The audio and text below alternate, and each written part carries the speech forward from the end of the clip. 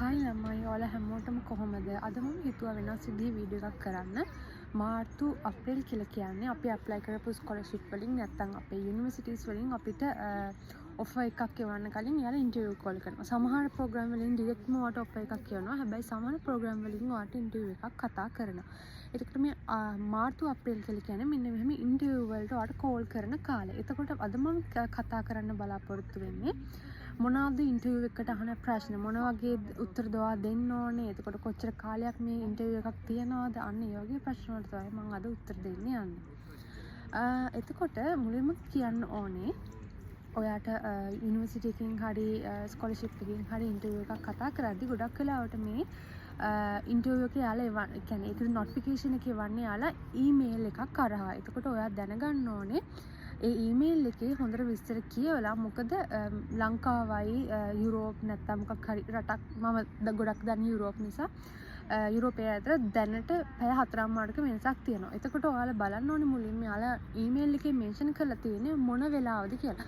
සමහර වෙලාවට යාලා ලංකාවේ වෙලාව මෙන්ෂන් කරලා තියෙනවා. සමහර වෙලාවට යාලා යුරෝප් වෙලාව මෙන්ෂන් කරලා තියෙනවා.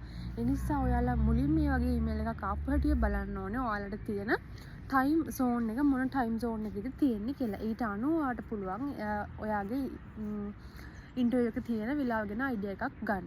ඉතින් අපිට මුලින්ම ඊට පස්සේ අපි ටයිම් එක ගැන අයිඩියා එකක් ගත්තට පස්සේ අපි ඊළඟට කරන්න ඕනේ ඇප්ලයි කරපු ප්‍රෝග්‍රෑම් එකේ වෙබ්සයිට් එකට ආවම ගිහිල්ලා ඔයා මේ වෙබ්සයිට් එක හොඳට කියවලා බලන්න මොන වගේ කෝසස් ඔයාට කරන්න තියෙන්නේ, මොන වගේ ප්‍රොෆෙසර්ස්ලාද ඔයාට ඉන්නේ, මොන වගේ ලැබ් කෝසස් ඔයාට තියෙන්නේ. ඔයා බලන්න ඕනේ ඔයා දැනට තියෙන බැචලර් එකත් එක්ක කම්පැටිබල් වෙන්නේ මොන වගේ දේවල්ද කියලා. එතකොට ඔයාට ඉන්ටර්විව් එකේදී අහන ප්‍රශ්න වලට මෙන්න මේ වගේ දේවල් නිසා හොඳට උත්තර දෙන්න පුළුවන් වෙනවා.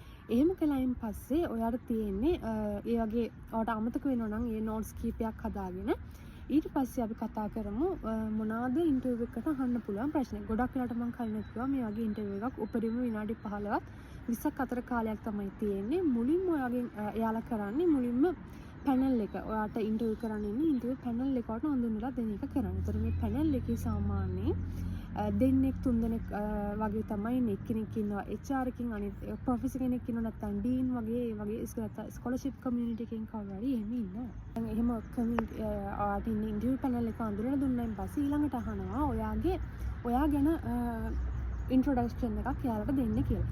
ඔයා පටන් ගන්න ඕනේ මුලින්ම ඔයාගේ නම කියලා, ඊට පස්සේ ඔයාගේ ෆැමිලිය ගැන පොඩි ගොඩක් නෙමෙයි විනාඩි 5කුත් වැඩි විනාඩි 3ක විතර පොඩි ඉන්ට්‍රොඩක්ෂන් එකක් තමයි ඔයාට දෙනවා නම් ගොඩක් හොඳයි. ඔයාගේ පවුල ගැන, ඒ කියන්නේ පවුල ගැන ගොඩක් විස්තර නෙමෙයි. ඔයාගේ පවුලේ 4 දෙනෙක් නම් ඉන්නේ ඒ 4 දෙනා එහෙම 4 මෙම්බර්ස්ලා 4 දෙනෙක් ඉන්නවා කියලා ඔයාට කියන්න පුළුවන්. ඊට පස්සේ පටන් ගන්නවා ඔයාගේ දැන් ඔයා මොකද දැනට කරන්නේ? ඔයා කරන්ට්ලි ඔයාගේ ජොබ් එකක් කරනවද නැත්නම් ඔයා රිසර්ච් එකක් කරන එක මන් දින්නේ අන්නේ වගේ ඔයාට කියන්න පුළුවන්. ඔයාගේ කරන්ට් පොසිෂන් එක ගැන කියලා ඔයා ග්‍රැජුවේට් උනේ ලාස්ට් එකේ නම් ඔයාට කියන්න පුළුවන් ලාස්ට් ඉයර් I graduated. නැත්නම් ඔයාගේ graduated from University of Sri Jayawardena නැත්නම් ඔයාගේ මොකද්ද යුනිවර්සිටි එකේ ඊළඟ ඔයාගේ ප්‍රෝග්‍රෑම් එක මොකක්ද එහෙම කියලා ඔයාට ඔයා ගැන පොඩි ඉන්ට්‍රොඩක්ෂන් එකක් දෙන්න පුළුවන්. ඔයාගේ ඉන්ට්‍රොඩක්ෂන් එක අතරට තව පොඩි කරුණක් විදිහට දාන්න පුළුවන් ඔයාගේ රිසර්ච් එක ගැන. ඒක තමයි ගොඩක්ම වැදගත්. ඒතර ඔයාට කියන්න පුළුවන් මම ඔයාගේ අන්ඩර් ග්‍රැජුවේට් පීරියඩ් එකේදී ලාස්ට් සෙමෙස්ටර් එකේ නැත්නම් ෆයිනල් ඉයර් එකේදී ඔයා මෙන්න මෙහෙම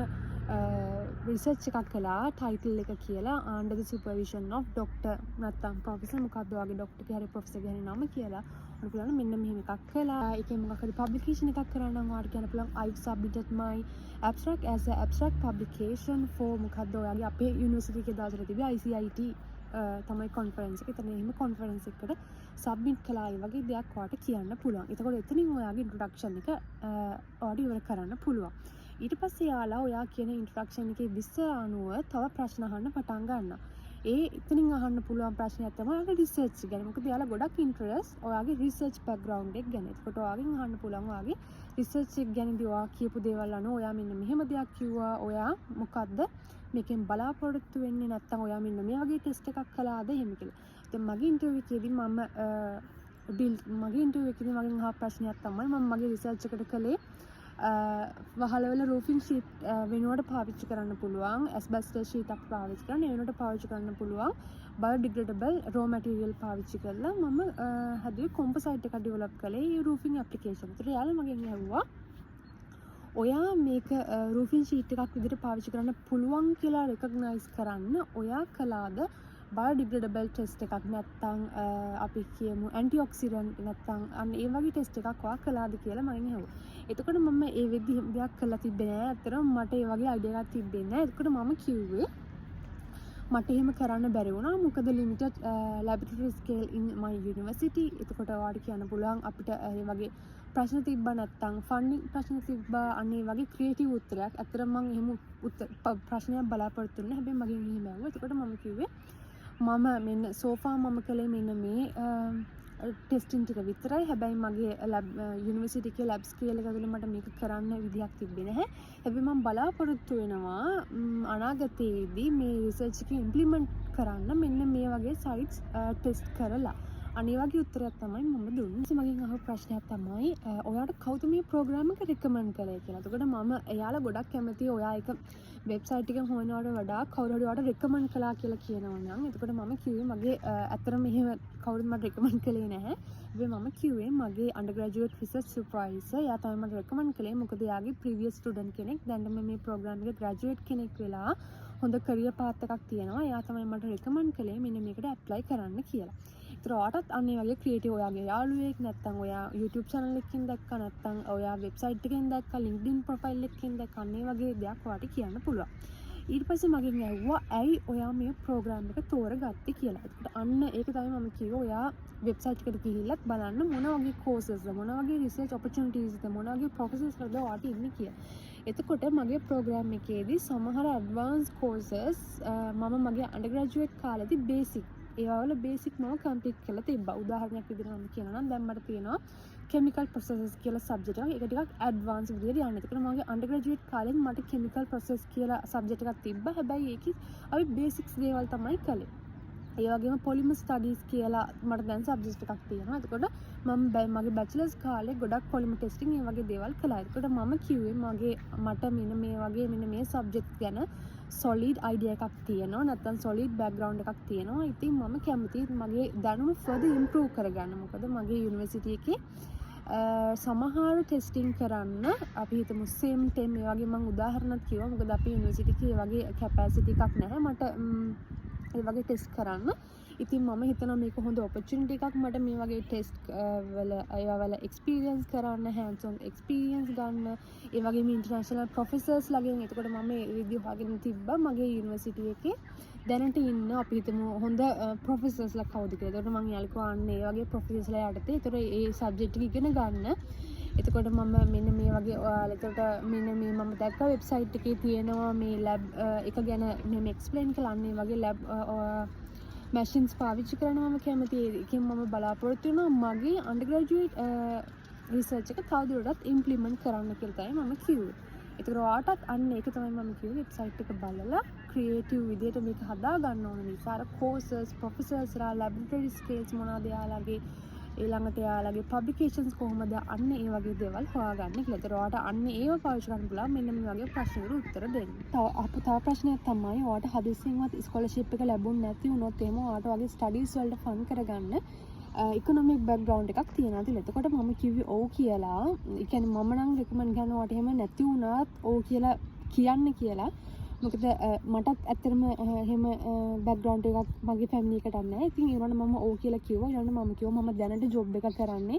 ඒ දවසට මම ජොබ් එකක් කර හිටියේ. ඒකට මම කිව්වා මම දැනට ජොබ් එක කරන්නේ මෙන්න මේ වගේ කම්පැනි එක මෙන්න මේ වගේ පොසිෂන් එකකට ඉන්නේ. එතකොට මට දැනට monthly salary එකක් හම්බ වෙනවා. එතකොට මම මේක යුරෝ වලට කන්වර්ට් කරලා තමයි කිව්වේ. මෙන්න මේ වගේ ප්‍රමාණයක හම්බ වෙනවා.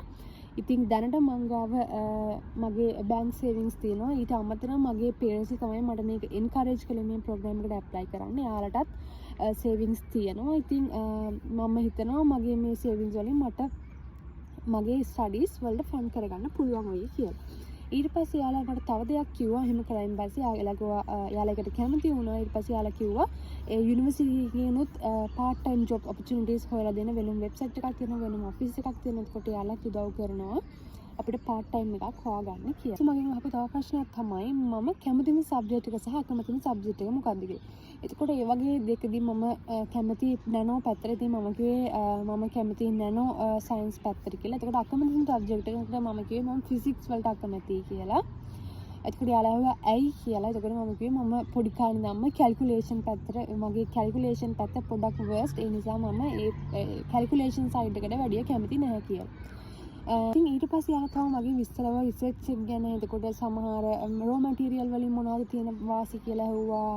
ඊට පස්සේ යාළුවා මගෙන් ඇහුවා ඇයි මම ඒ වගේ රෝ මැටීරියල් තෝරගන්න හේතුව මොකක්ද කියලා ඇහුවා. එතකොට මම ඒ තෝරගත්තේ අපි දන්නවා ලංකාවේ තියෙනවා ජපන් ජබර ලංකාවේ වගේ මේක ලෝකෙත් ලොකුම වර්ස්ට් ඇක්වැටික් ෆීඩ් එකක් විදිහට තමයි කන්සිඩර් කරන්නේ. ඒතර මම කිව්වේ මම මෙන්න මේකට සොලියුෂන් එකක් හොයාගන්නට පුළුවන් වුණා. ලෝකෙ හැමතැනම වගේ ස්පෙෂලි සවුත් ඒෂියන් කන්ට්‍රි වල මෙන්න මේ ශාකයේ තියෙනවා. ඒ නිසා අපිට වෝටර් පොලියුෂන් එක වෙනවා. ඉතින් මෙන්න මේ විදිහට මෙන්න මේ වගේ කොම්පොසයිට් එකක් මේකෙන් ඩෙවලොප් කරන්න පුළුවන්. මොකද ඒකේ හොඳට සෙලියුලෝස්, හෙමිසෙලියුලෝස් වගේ සංඝටක තියෙනවා. එතකොට ඒ නිසා හොඳ ප්‍රොපර්ටිස් දෙනවා. අපි මේක රේන්ෆෝස්මන්ට් ලේ එකක් විදිහට පාවිච්චි කළොත් අන්න ඒ විදිහ තමයි මම මගේ එයාලා අහපු ඒ රෝ මැටීරියල් ප්‍රශ්නට උත්තර දෙලා. යාළුවා අහපු තව ප්‍රශ්නයක් තමයි මම මගේ තීසිස් එක ලිව්වේ ඉංග්‍රීසි වලින්ද කියන එක. ඒතර මම අපි ලංකාවේ ගොඩක් අය මම හිතන්නේ හැම යුනිවර්සිටි එකේම වගේම අන්ඩර් ග්‍රැජුවේට් කරලා අපි තීසිස් එකක් හදනවා. ඒ තීසිස් එක අපි ඉංග්‍රීසි වලින් තමයි ලියන්නේ. ඒතර මම කිව්වා ඉංග්‍රීසි වලින් ලිව්වේ. ඊට පස්සේ යාළුවා මගෙන් ඇහුවා මට මොකක් හරි ඉංග්‍රීසි ප්‍රොෆිෂියන්සි සර්ටිෆිකේට් එකක් තියෙනවද කියලා. ඒකට මම ඒ දවස්වල IELTS කරලා තිබ්බේ. ඒකට මම කිව්වා ඔව් මම IELTS කරලා තියෙන්නේ. ඒතර ඒ සර්ටිෆිකේට් එක මට තියෙනවා කියලා. මගෙන් අහපු අන්තිම ප්‍රශ්නේ මගෙන් අහපු තව ප්‍රශ්නයක් තමයි මට PhD opportunity එකක් යුරෝපයේදී හම්බුනොත් එහෙම මම ඒක කරනවද කියලා. එතකොට මම කිව්වා මම කරනවා. මොකද ලංකාවේ අපිට PhD opportunities හරිම අඩුයි. ඊට අමතරව අපිට ප්‍රශ්න තියෙනවා අපේ labs වල. ඊළඟට lab scale වල ප්‍රශ්න තියෙනවා. අපිට ගොඩාක් high tech equipments නැහැ. අනේ නිසා මම කිව්වේ ඒ කියන්නේ මට හම්බුනොත් එම් PhD opportunity එකක්. ඒක හරිම valuable opportunity එකක් මට. ඒ නිසා මම අනිවාර්යෙන් මේක කරනවා. මොකද මම කැමති ලෙක්චරර් කෙනෙක් වෙන්න කියලා මම කිව්වේ. මම කැමති ලෙක්චරර් කෙනෙක් වෙන්න. ඉතින් ලංකාවේ ලෙක්චරර් කෙනෙක් වෙන්න අනිවාර්යෙන් PhD එකක් mandatory විදිහට සලකනවා. ඒ නිසා මම කිව්වා එහෙම හම්බුනොත් මට ඒක හොඳ opportunity එකක් නිසා මම අනිවාර්යෙන් මේක කරනවා කියලා තමයි කිව්වේ. ඊට පස්සේ යාළුවා මගෙන් ඇහුවේ අවුරුදු 5කින් හරි ඔයාගේ future ambition එක විදිහට ඔයා මොකද්ද දකින්නේ? ඔයා තුලින් දකින්නේ මොකද්ද? ඒතර මම කිව්වේ as I previously mentioned මම කලින් mention කළා වගේ since my 20s, since I am a teenager, I wanted to become a lecturer in my own university, නැත්නම් my mother university. එහෙම කියලා මම කිව්වා. ඒකට මම කිව්වා මම කලින් කිව්වා වගේ මම කැමති ලෙක්චරර් කෙනෙක් වෙන්න මගේ යුනිවර්සිටි එකේම.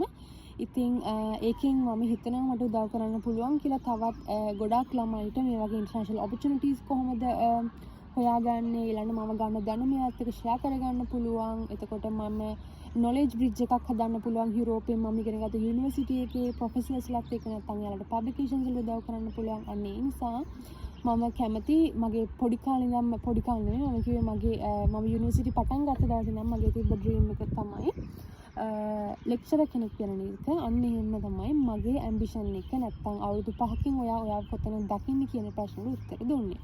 එතකොට අන්න ඒ වගේ පොඩි හරිම සරල ප්‍රශ්න කීපයක් තමයි මගෙන් ඇහුවේ. ඊට පස්සේ යාළුවා යුනිවර්සිටි එක ගැන පොඩි එක්ස්ප්ලනේෂන් එකක් කළා.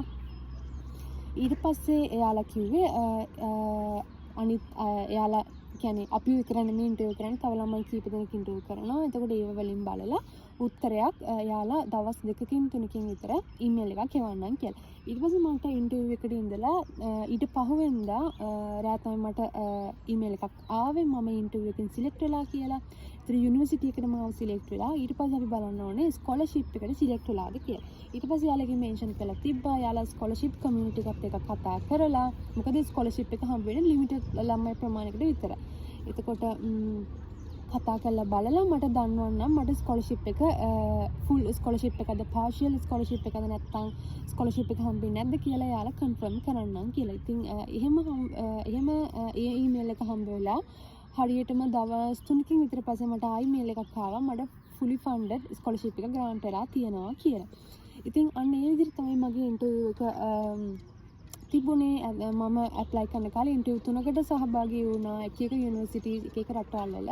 ඉතින් මම මේ කිව්වේ ඕවරෝල් ඒ තුනේම අහපු ප්‍රශ්න තමයි මම ඔයාලට එක්ස්ප්ලেইন කළේ. ඉතින් මම හිතනවා මේ වීඩියෝ එක ඔයාලට උදව්වක් වෙයි කියලා ඔයාලා දැනටමත් ඉන්ටර්විව් එකට ෆේස් කරන්න ප්‍රිපෙයාර් වෙන ගමන් නම් ඉන්නේ. මේක මම හිතනවා ඔයාලට උදව් වෙයි කියලා. ඉතින් මේ වගේ තවත් ස්කෝලර්ෂිප් ගැන විස්තර දැනගන්න මගේ channel එකට එකතු වෙලා ඉන්න. ඒකන මගේ channel එක subscribe කරන්න අමතක කරන්න එපා. තව ඔයා දන්න කවුරු යාළුවෙක් ඉන්නවා නම් ස්කෝලර්ෂිප්ස් වලට apply කරන්න ආසාවෙන් නැත්නම් මේ දවස්වල ස්කෝලර්ෂිප් එකට apply කරලා ඒකට ප්‍රිපෙයාර් වෙන ගමන් නම් ඉන්නේ. අනිවාර්යෙන් යාළුවන්ට මේ වීඩියෝ එක share කරන්න. ඉතින් අයින් වීඩියෝ එකක් අරන් එනකන් ඔයාලා හැමෝටම සුබ දවසක් වේවා.